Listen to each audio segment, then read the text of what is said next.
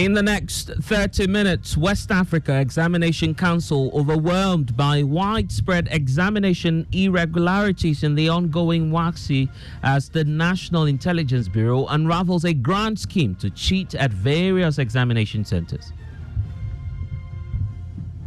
We are actually taking a tally of them. Each day comes with a certain number. The numbers are so overwhelming. We are trying to categorize them.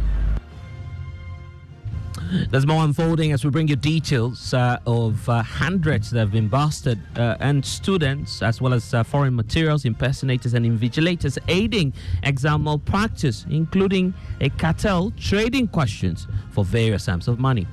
In the course of the exam, an official will come and produce the responses on the board for the students or the candidates to copy. So with this one, our officers intercepted this. While teacher unions are getting concerned, including NAGRAT, as they demand the law ruthlessly deals with teachers aiding with this whole exam malpractice issue. You have fallen on the wrong side of the law, and we expect that the law should deal with anybody who is engaged in aiding students wrongly.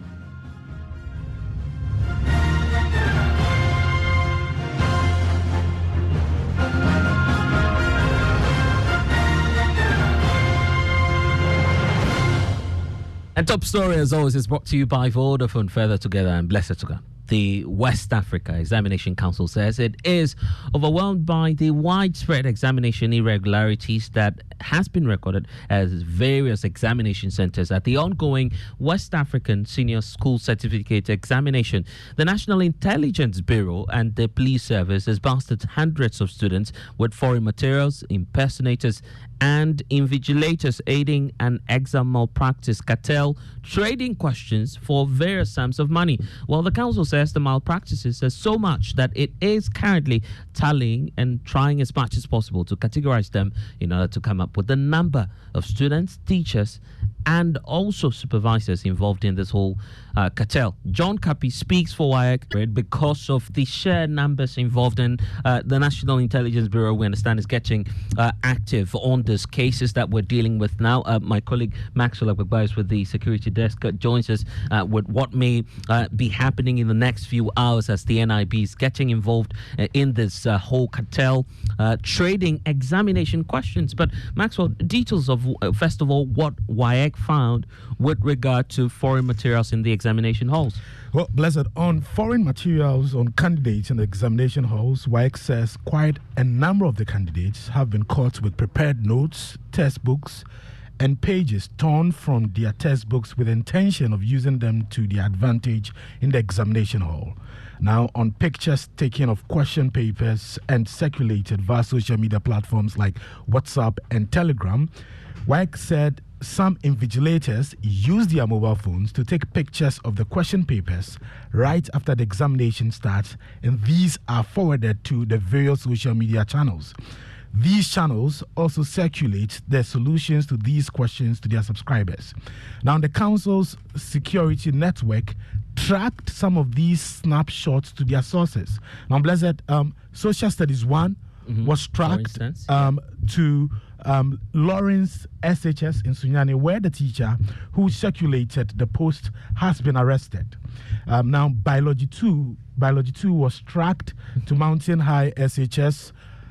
Elective Mathematics 2 was tracked to Edu Jemfi SHS in the Ashanti region. Yes. WAEC says it has evidence of snapshots of the question papers taken in a vehicle that was used to convey question papers from the depot to the examination center. And also, we're learning of some pieces of evidence pointing to impersonation. Do we know the school involved yet?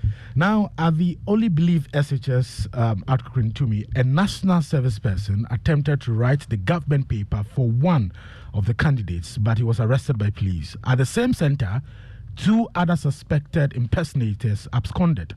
One impersonator and his accomplice, a teacher, were arrested at Christian IPS Kukrantumi.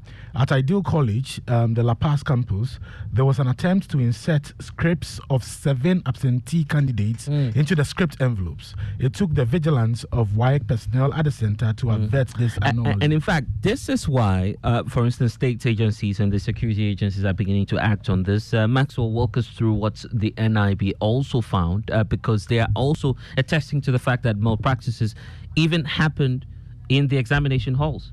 Exactly, and the West African Examinations Council is confirming that. It said examination hall malpractice or syndicate teaching.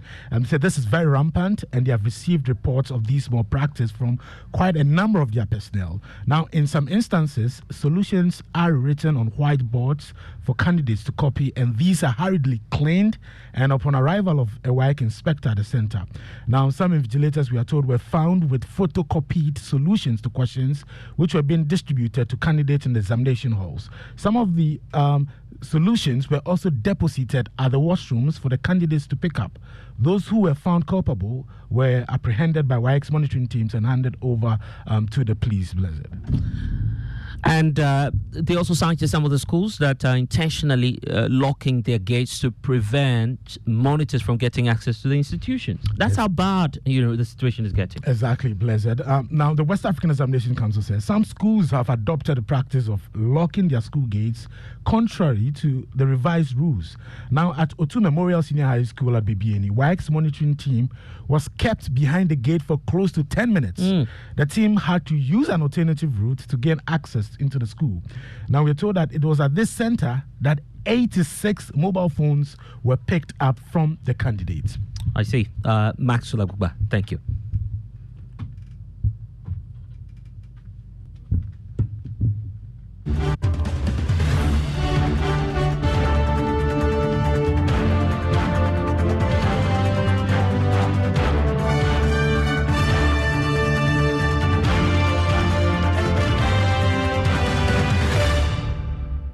And this is a story that we're paying close attention to because as we speak now, the West Africa Examination Council continues to tally the number of institutions involved in the students picked up by the Intelligence Bureau, and the story keeps unfolding. So let's get more from the head of public affairs at the West Africa Examination Council, John Kapi, who's joining us right now. Mr. Kapi, thank you for your time. We understand that even in one of those institutions, as many as 86 mobile devices were picked up from the students. Which school is this, and what's happening? Thank you. Good evening to our listeners. Yes, at O2 Memorial SHS at BBNE, we picked up 86 mobile phones from the candidates. And why does this, why are we experiencing, in terms of the scale this year, the level of malpractices and also impersonation, as we're finding out in some cases? Well, the intelligence we've picked up indicates that as compared to previous times when these rogue websites were able to access some questions and post them pre-examination period, this time around there's nothing they can post. And our agents who have been in a chat with them indicate that the people have asked the candidates to go into the examination halls with their phones, and then they will reach them, through those phones. So maybe that explains the number of phones that we're finding on candidates in examination halls this year. You announced a raft of measures. I recall somewhere last year, also inclusive of that, was the need to introduce, CCTV devices in the examination centers or the halls that you'd be using for the exams. How far with these kinds of reforms that many say will address the challenges that we're seeing now? Yeah, well, the council is unable to carry out these because it doesn't fall within our jurisdiction. It is under the jurisdiction of the Ghana Education Service and largely I think the Ministry of Education, to ensure that these institutions are well policed, or at least, or we have these gadgets there to be able to cover whatever is happening. But considering the numbers we have in the schools and then the kind of halls that they are using, That's quite a large amount of money we may need to do that. That's ideal because in our halls that we use here in Accra at Airport Residential Area, we have these cameras around that are able to detect whatever is happening. So for now, I would say we've not been able to go along those lines because of the sheer size of the population that we're having to deal with. Beyond the reforms taking place, these cases that you've taken charge of now, at least we know you're dealing with the Investigations Bureau. What is likely to happen, first of all, to the examination papers, the schools involved, and also in terms of prosecution, what updates are we getting? So first of all, for those who had mobile phones on them that we've been able to confirm that yes, such and such a candidate had a phone on him, they are to be cancelled. For those institutions where we found photocopies of responses to the questions, we are going to scrutinize, and if we find them culpable, we are going to cancel the subject results of those particular candidates.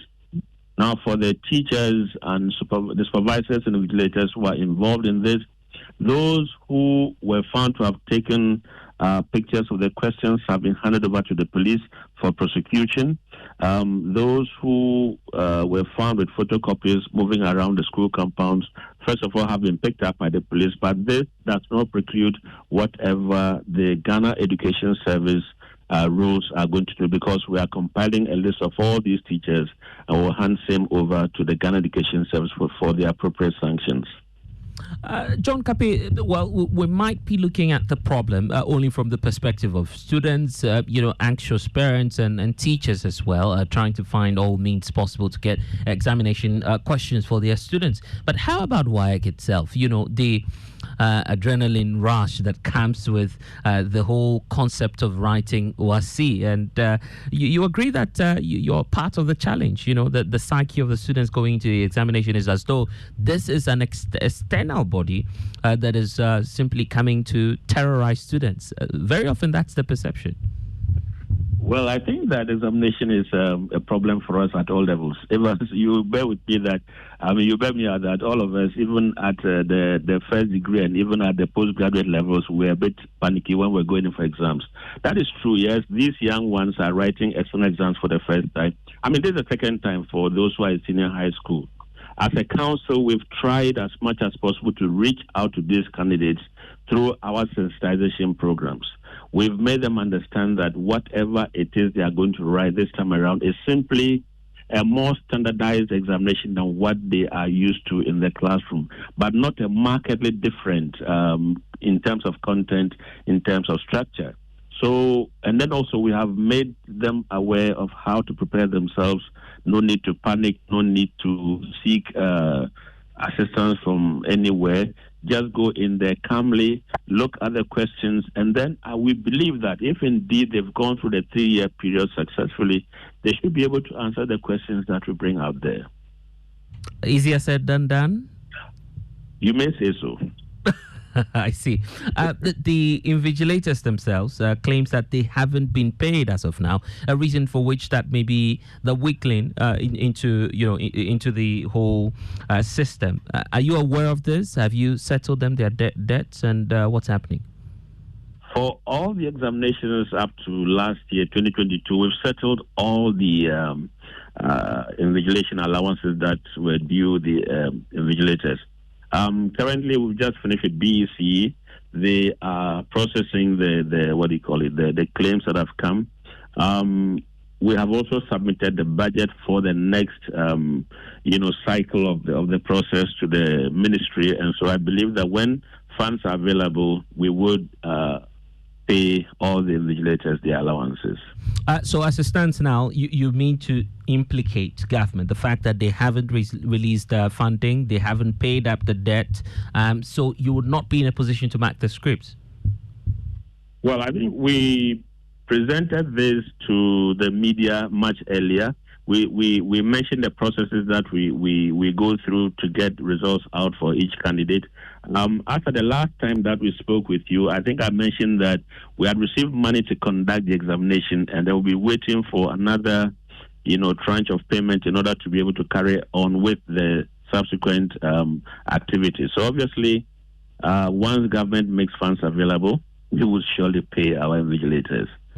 John Kapi, I'm grateful for your time here on Top Story. And for those of you who've missed it, the National Intelligence Bureau is beginning to act on, widespread exam malpractice, which is infesting this year's West Africa Examination Council's WASSCE examination. Let's bring in President of the National Association of Graduate Teachers, Angel Kabono, who's joining us in this whole conversation. Mr. Kabono, you say that the invigilators caught in this whole act must be dealt with.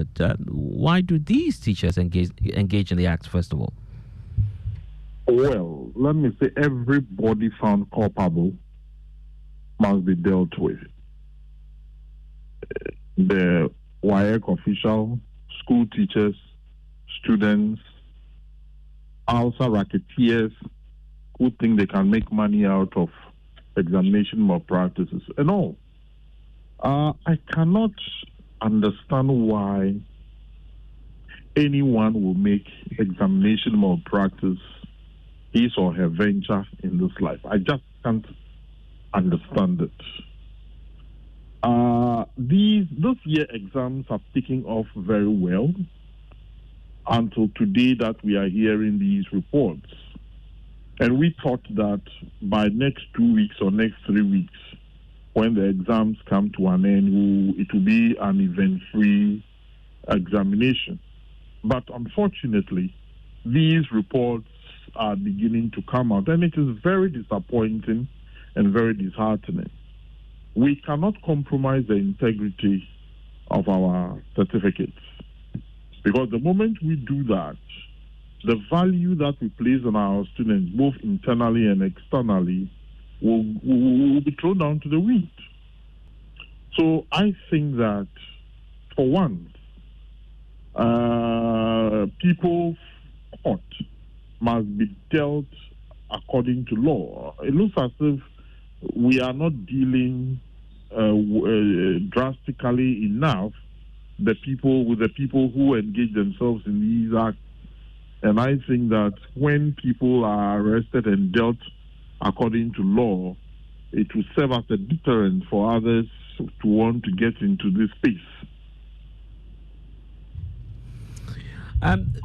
For you, as an association, will you support, the stance WAEC is taking on this, first of all, to sanction these schools and teachers? Yes, definitely so. Because if you don't sanction those found culpable, what else do you do? I mean, you have to sanction any institution that have established a system to cheat. You have to sanction any group of people, any group of persons that are part of that scheme to cheat. But then, Mr. Kabono, the environment, as we speak, very harsh ones for those who are invigilators. They've not been paid their allowances. Well, let me state that you should have asked the WAEC person how much they pay for invigilation. It is nothing to write home about. You pretend to be paying people, and the people also pretend to be working. We need to get NAGRAT as a union, we have raised those issues severally. That look, when people are invigilating, compensate the people well. If you think that the people are stupid and that whatever you throw at them, they are going to take it, and then you engage in such acts in collaboration with the Ghana Education Service and some school heads to coerce teachers to invigilate exams, when you know very well that the motivation for teachers to invigilate exam is nothing to write home about. Well, if you pay people peanuts, they'll produce monkeys. It's as simple as that. And government is also not paying WAEC, so that's complicating the matter. Is gone on demonstrations, we've taken group action. The former Director General signed a letter indicating that, well, if we are demanding to be paid, then the invigilation is no longer compulsory. Technically and policy-wise, the invigilation is actually not compulsory. And let us not forget, the West Africa Examination Council is an international body. The teachers are not employees of West Africa Examination Council. They are employees of the Ghana Education Service. It is the way we do things in this country that coerces people to go and engage in activity for an external body, and you think that the person will be committed. Mr. Kabono, this is just starting. We'll see how all of this will unfold, but I'm grateful for your time here on Top Story, and that's the president of the National Association of Graduate Teachers, Angel Kabono. But this organization, the Africa Education Watch, actually launched a campaign earlier this year targeted at seeking concerted effort to tackle the cartel, the growing cartel, and persons who are impersonating in examinations. Joining us now is the Executive Secretary for the group, Mr. Kofi Asare. Mr. Asare, I'm sure that by now you're smiling, knowing that, well, you saw this coming. Well, good evening to your audience. Well, we've been in this business for 4 years now, and for us, there is nothing new except that questions are not leaking, and we are happy about that. In previous years, we're dealing with question leakages and at the same time dealing with examination hall collusion between supervisors and then candidates.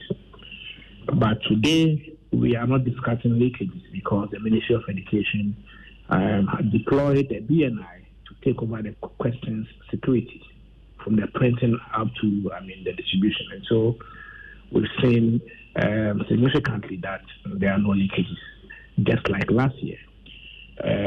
But again, just like last year, we are saying that because questions are not leaking, the criminals are quickly regrouped, re-strategized, and then they are majoring in the examination hall collusion. And so we are not surprised because they are finding a way to survive their business. This is a big business. This could also be for many of these, criminally minded teachers who involve themselves in this enterprise. So they will definitely find a way to survive. But I believe that the Ministry of Education, in the same way that was interested in bringing in external support to curb the leakages, will definitely be interested in having a conversation around deploying sufficiently to end the examination room collusion. Let me indicate that, you see, WAEC has physical presence in about 20%, only 20% of the examination centers. That data from last year indicated that out of 776 centers, WAEC had external supervisors in only 146. The meaning is that at any point in time, when papers were being written, WAEC could only be at every material time through the process of writing paper in 0.2, 20% of the centers. In the Upper East and Upper West region, in some of the regions, there wasn't even one single, WAEC, appointed external supervisor. So you can imagine how WAEC itself is constrained when it comes to deploying, And I was referring to the upper, I think it's the Upper East region, rather. Yeah, Upper East region. There wasn't even one. So that is the challenge we have. And when it comes to examination hall supervision, you need external eyes because everyone in the school environment, from the teacher who is an invigilator to the headmaster, to the GES office in the district, the BEC coordinator or the exam coordinator, whoever there, all of them have an interest in the outcome of the examination. Everybody wants to see their students pass. Every school has a reward mechanism where when you pass, you are judged the best school. So everybody wants, it's a competition. So everyone has an interest there, and that is why there's no substitute to having external eyes to supervise the process. And we'll see what then happens in the coming days. Grateful for joining us. Executive Secretary of the Africa Education Watch, Kofi Asare, joining us. And that's it for Top Story here on Joy 99.7 FM. Next is Ghana Connect coming your way shortly.